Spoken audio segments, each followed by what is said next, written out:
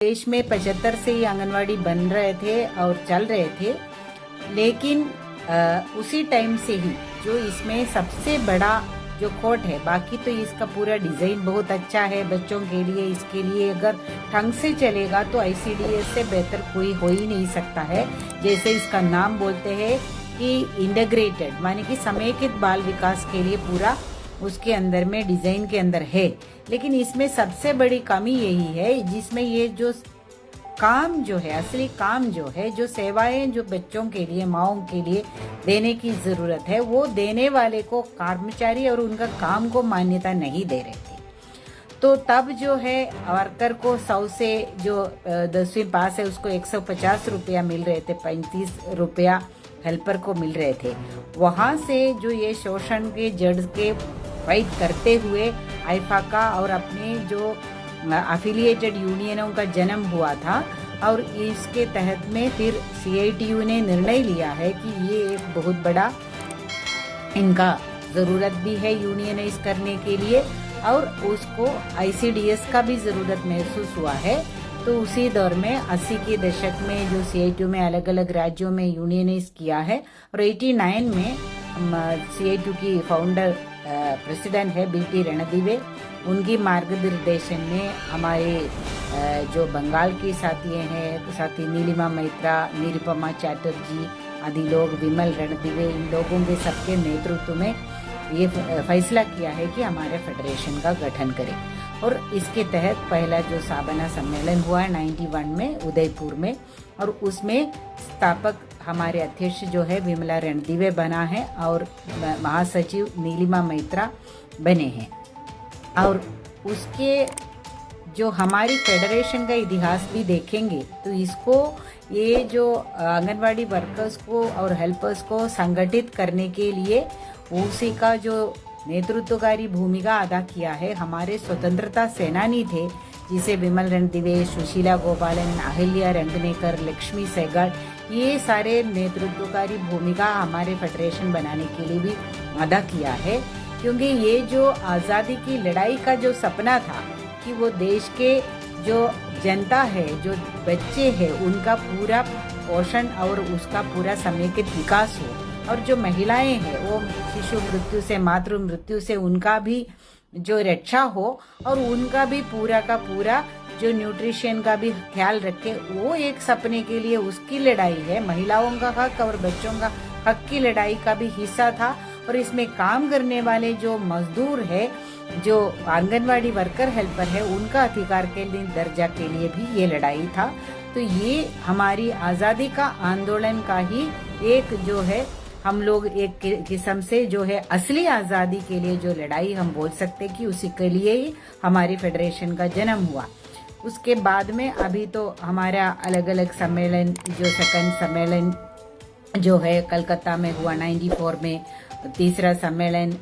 भोपाल में हुआ है, पुरी में इसके आगे 2002 में सम्मेलन हुआ है, बेंगलुरु में 2005 को, 6th कॉन्फ्रेंस चंडीगढ़ में 2009 में हुआ, 7th कॉन्फ्रेंस तिरुवनंतपुरम में 2012 में हुआ, 8th कॉन्फ्रेंस हैदराबाद में हुआ 2016 में, 9th कॉन्फ्रेंस राजामुंद्री में 2019 में हुआ है, और 10वीं सम्मेलन 2022 में जो मदुरई में हुआ है। तो ये एक जो पूरा जो यात्रा है, जो 34 साल का, उसी के अंदर में ये हमारी एक बहुत बड़े आंदोलनों का भी एक बड़ा दौर था। वो सबसे पहले आईसीडीएस को व्यापक बनाने के लिए भी, और ये वर्कर हेल्पर को जो है कुछ भी सुविधा नहीं था, ना मैटरनिटी बेनिफिट था, ना कोई भी लीव का कोई प्रोविजन नहीं था। तो वो सारे मांगों को लेके आंदोलन किया है, और उसका वर्किंग कंडीशन का कुछ तो नियम कानून बनाने में भी हम सक्षम बना है। और ये जो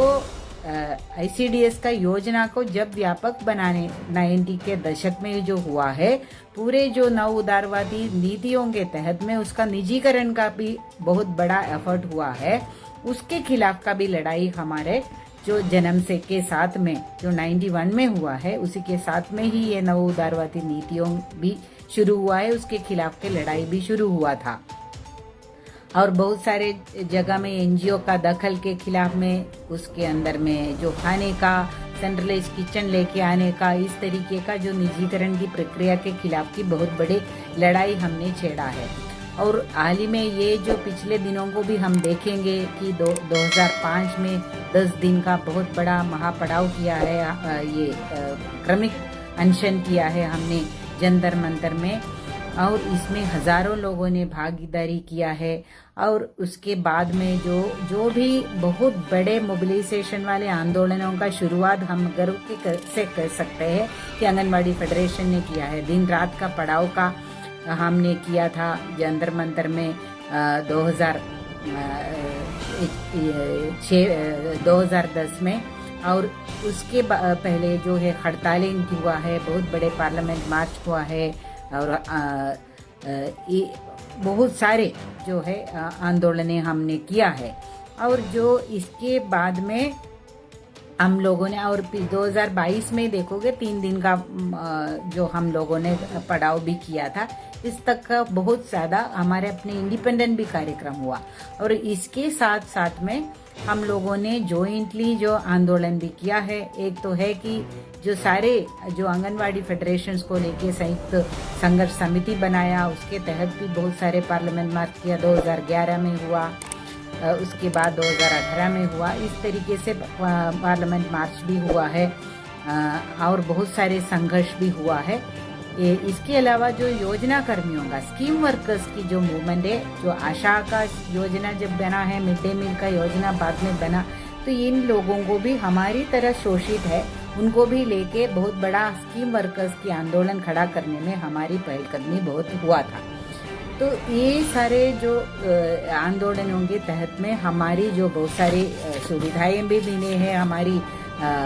वेजेस के अंदर में, बाकी चीज़ों में भी बहुत सारे हमारे फायदा भी मिला है। और जैसे आपको जब मालूम है कि जब शुरुआत में जो 100 रुपया 150 रुपये में लगे थे, और आज के दिन में हम बोल सकते हैं कि 16 राज्य के अंदर में आंगनवाड़ी वर्कर 10,000 से ज़्यादा पैसा पा रहे हैं। ये अलग अलग हमारे राज्यों को भी शानदार आंदोलन इसके दौरान हुआ है। और कोविड के टाइम में भी हम देखोगे कि कोविड के खिलाफ की जो लड़ाई है, वो लड़ाई तो हमने लड़ाई ही है, और उसके साथ में ही जो सुरक्षा के लिए और उसमें जो जनता के रेशन को बढ़ाने के लिए भी वो हम लोगों ने हड़ताल समेत आंदोलन किया है। और जो काम अपना करते हुए ही, और बहुत सारे लोगों को जान भी कुर्बान हुआ है उस तहत में। और ऐसे ही जो 2012 में जो ICDS मिशन के तहत इसको सोसाइटी में करने के लिए भी प्रयास हुआ था केंद्र सरकार के ओर से, तो उसके खिलाफ में हमने बहुत बड़ा आंदोलन किया है, तो उसको रोक पाया है।